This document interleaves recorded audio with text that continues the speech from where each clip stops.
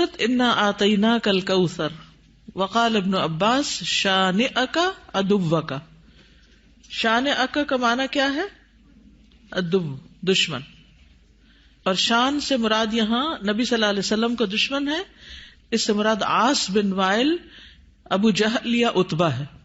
لیکن عام معنی یہ کہ قیامت تک جتنے بھی لوگ رسول اللہ صلی اللہ علیہ وسلم کے دشمن ہیں، چاہے وہ آپ کے دور میں تھے یا بعد میں آئے، وہ سب انجام کے اعتبار سے خائب و خاسر ہیں، نامراد ہیں. حدثنا آدم حدثنا شیبان حدثنا قتادہ عن انس رضی اللہ عنہ قال لما عرج بالنبی صلی اللہ علیہ وسلم الی السماء، جب معراج پر لے جایا گیا رسول اللہ صلی اللہ علیہ وسلم کو آسمان کی طرف، قال تو آپ نے فرمایا اتیت علی نہر، میں ایک ایسی نہر کے پاس آیا، حافتاہ اس کے کنارے قباب اللؤلؤ مجوفا، کہ وہ قبے تھے خالدار موتی کے، چھوٹے چھوٹے جیسے گنبد سے بنے ہوئے ہوتے ہیں نا. فقلت ما ھذا یا جبریل، میں نے پوچھا یہ کیا ہے جبریل؟ قال ھذا الکوثر، فرمایا یہ ہے نہر کوثر جو انا آتیناک الکوثر کے پس منظر میں ہے. حدثنا خالد بن یزید الکاہلی حدثنا اسرائیل عن ابی اسحاق عن ابی عبیدہ عن عائشہ رضی اللہ عنہا قال، کہتے ہیں سألتها، میں نے ان سے پوچھا، عن قولہ تعالی، اللہ تعالیٰ کے اس فرمان کے بارے میں، انا آتیناک الکوثر، کہ انا آتیناک الکوثر کا کیا معنی ہے، الکوثر کیا ہے؟ قالت نہر، کہنے لگی یہ نہر ہے، اعطیہ نبیکم صلی اللہ علیہ وسلم، جو تمہارے نبی صلی اللہ علیہ وسلم کو دی گئی، شاطئاہ علیہ در مجوف، شاطئاہ اس کے دونوں کنارے، علیہ ان پر، در موتی ہیں، مجوف خولدار یعنی اندر سے کھوکھلے، آنیتہ اس کے برتنوں کی تعداد کا عدد النجوم، ستاروں کی گنتی کے برابر ہے. ستارے کتنے ہیں گن سکتے ہیں؟ انگنت. رواہ زکریا و ابو الاحوص و مطرف عن ابی اسحاق.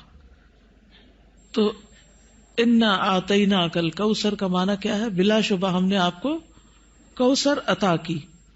حدثنا یعقوب بن ابراہیم حدثنا حشیم حدثنا ابو بشر عن سعید بن جبیر عن ابن عباس رضی اللہ عنہما انہ قال فی الکوثر هو الخیر الذی اعطاہ اللہ ایاہ، کہ کوثر وہ خیر ہے جو اللہ نے آپ کو عطا کی.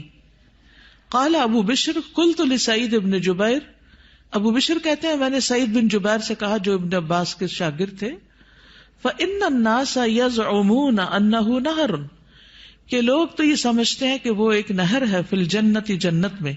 فقال سعید، تو سعید کہتے ہیں النہر الذی فی الجنت، کہ وہ جنت والی جو نہر ہے، من الخیر اس خیر میں سے ہے، الذی آتاہ اللہ ایاہ جو اللہ تعالیٰ نے آپ کو عطا کی.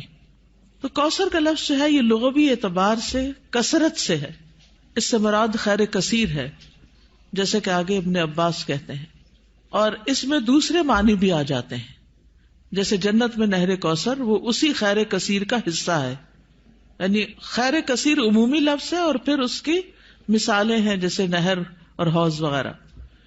اسی طرح حوض کوثر کو بھی اس کا مصداق بتایا گیا ہے.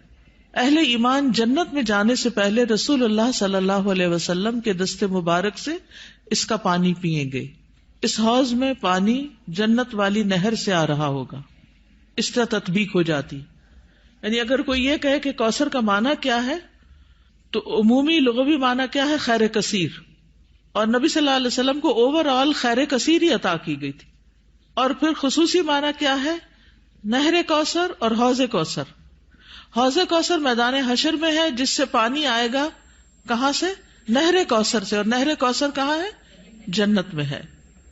اسی طرح آپ صلی اللہ علیہ وسلم کو دنیا میں جو بلند مقام ملا اور آپ کا ذکر کثیر ہوا اور آپ کو فتوحات نصیب ہوئی، یہ سب بھی خیر کثیر میں شامل ہے. دنیاوی اعتبار سے کیا کیا ہے خیر کثیر میں شامل؟ فتوحات، بلند مقام، اور ذکر کثیر. نہر کوثر کی خوشخبری سن کر آپ صلی اللہ علیہ وسلم بہت خوش ہوئے تھے. صحیح مسلم کی روایت ہے, حضرت انس کہتے ہیں کہ ایک دن رسول اللہ صلی اللہ علیہ وسلم ہمارے درمیان تشریف فرما تھے.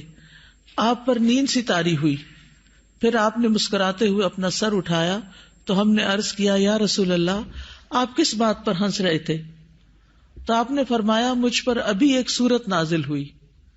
پھر آپ نے بسم اللہ الرحمن الرحیم انا اعطیناک الکوثر فصل لربک وانحر ان شانئک ھو الابتر پڑھی, اور فرمایا کہ تم جانتے ہو کہ کوثر کیا ہے؟ تو ہم نے کہا, اللہ اور اس کا رسول ہی بہتر جانتے ہیں.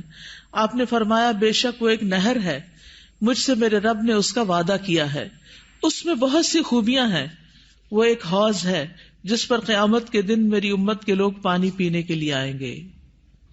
تو حوض کوثر کیا ہے, اس کی ڈسکرپشن کے بارے میں کچھ احادیث ہمیں ملتی ہیں.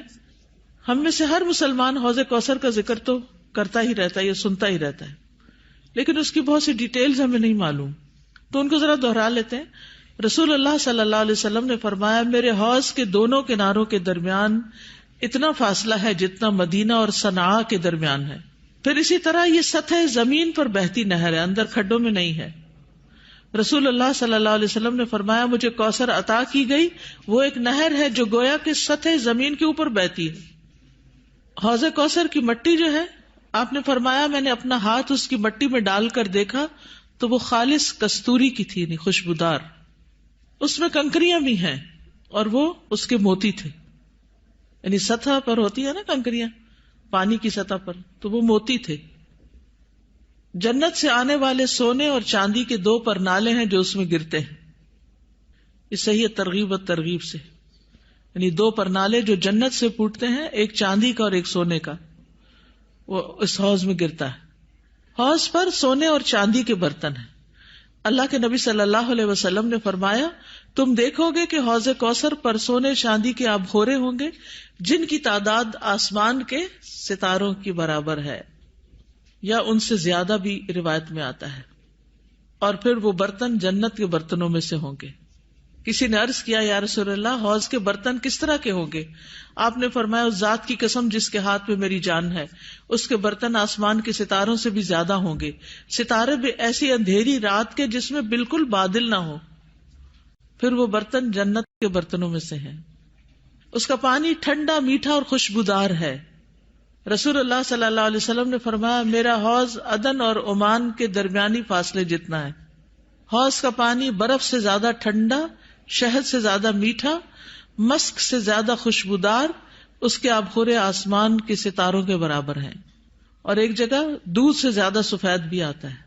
آئس کریم کیا چیز ہے اس کے مقابلے میں. پھر جو ایک گھونٹ بھی پی لے گا کبھی پیاسا نہ ہوگا, اس کے چہرے کا رنگ کبھی سیاہ نہ ہوگا. سبحان اللہ, یہ تاثیر ہے اس کی. دنیا میں کئی ٹوٹکے کرتے رہتے ہیں, یہ کھا لو, وہ پی لو, یہ لگا لو تاکہ رنگ صاف ہو جائے. اس کا ایک گھونٹ پی کر انسان خوبصورت ہو جائے گا. اس نہر پر پرندے بھی ہیں, فرمایا ان کو کھانا اس سے بھی زیادہ خوشگوار ہوگا. لیکن کچھ لوگ حوض کوثر سے محروم رہ جائیں گے. وہ کون ہے؟ جو بدعت کرنے والے ہیں, جنہوں نے آپ کے بعد دین کو تبدیل کر دیا. آپ فرمائیں گے یہ دور ہو جائیں, دور ہو جائیں. یہ ڈسکرپشن پڑھ کے پھر شوق بڑھ جاتا ہے نا, اور سنت پر عمل کا شوق بڑھ جاتا ہے کہ اللہ تعالیٰ ہمیں اور زیادہ سنت کا پابند بنائے تاکہ ہم نبی صلی اللہ علیہ وسلم کے قریب ہو سکیں, آپ کا اتباع کریں.